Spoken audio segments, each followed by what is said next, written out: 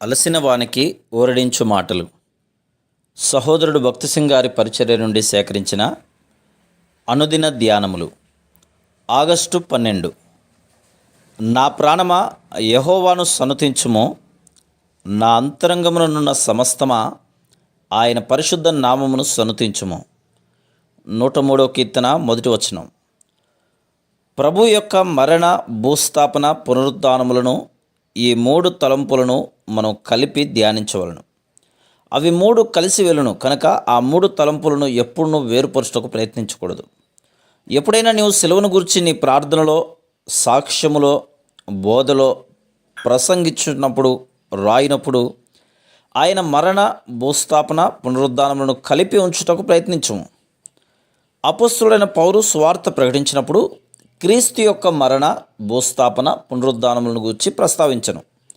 1 కొరింథీ 15:3-4 వచనములు. సువార్త అనగానేమి అని ఎవరైనా ప్రశ్నించినప్పుడు దానికి జవాబుగా క్రీస్తు లేఖనముల ప్రకారం సమాధి చేయబడి, లేఖనముల ప్రకారం మన పాపముల కొరకు మరణించి తిరిగి లేచనని చెప్పవలను. ప్రభువైన యేసు మనలో మరణ, భూస్థాపన, పునరుద్ధాన కార్యములు నెరవేర్చుట కొరకే మరణించను. మనలో పునరుద్ధాన శక్తిని తీసుకుని వచ్చుట కొరకు ఆయన మరణించెను. ఆయన మనలను విజయశాలులుగా, నిత్యము జీవించువారిగా చేయుటకు మరణించెను. ఆ ఉద్దేశం నిమిత్తం ఆయన పాతి పెట్టబడి తిరిగి లేచెను. మొట్టమొదటిగా ఆయన మన పాపముల నిమిత్తం మరణించెను. గలతీ 1:4. రెండవదిగా క్రీస్తు మనలో జీవించుచున్నాడు. గలతీ 2:20. మన పాపముల నిమిత్తమై తీర్పులోనికి మనం రాకుండా మనల్ని తప్పించి ఆయన నీతిని మనకు అనుగ్రహించుటకు ఆయన మరణించెను. మన వర్తమాన, భూత, భవిష్యత్కాల పాపముల కొరకైన మన శిక్షను ఆయన తనపై వేసుకొనెను. మన విమోచన కొరకైన పూర్తి క్రయధనమును ఆయన చెల్లించెను.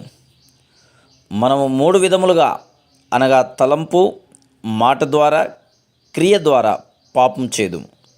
ఈ పాపములన్నిటి కొరకు ప్రభువైన యేసు 3 విధములైన శిక్షను అనుభవించెను.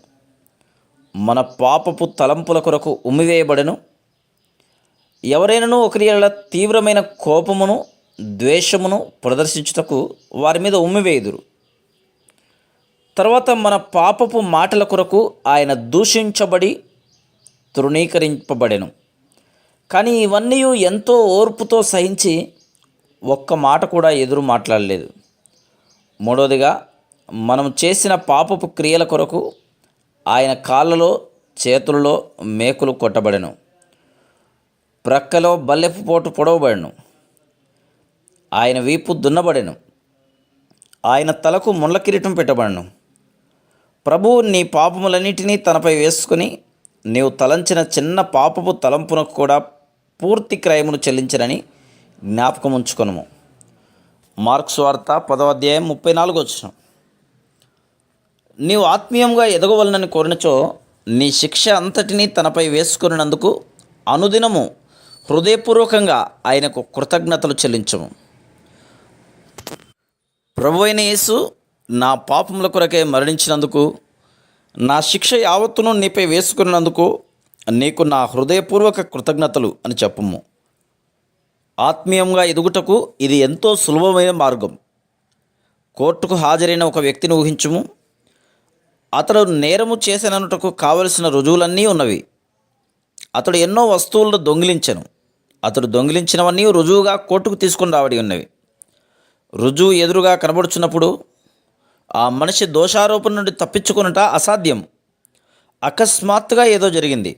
రుజువులన్నీ మాయమైపోయాను. సాక్షులు దూరంగా పారిపోయిరి. న్యాయాధిపతి మరియు నేరస్తుడు మాత్రమే మిగిలి ఉండెను.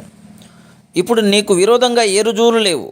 నీవు స్వతంత్రుడవు అని తప్ప న్యాయాధిపతి మరి ఏమి చెప్పగలడు? ఆ వ్యక్తి విజయవంతంగా లేదా విజయోత్సాహంతో బయటకు వెళ్ళడా? ఆ రీతిగానే మనము కూడా మన ప్రభువైన యేసుక్రీస్తు ద్వారా క్షమించబడిన వారం. ఈ ఉద్దేశం నిమిత్తమే ఆయన ఆ శిలువ మ్రానుపై తన శరీరములో మన పాపములన్నీ భరించెను. 1 పేతురు 2:24. కనుక నీవు ఆత్మీయంగా ఎదగవలనని కోరినచో తప్పకుండా నీవు ఆయనకు కృతజ్ఞతలవై ఉండవలను.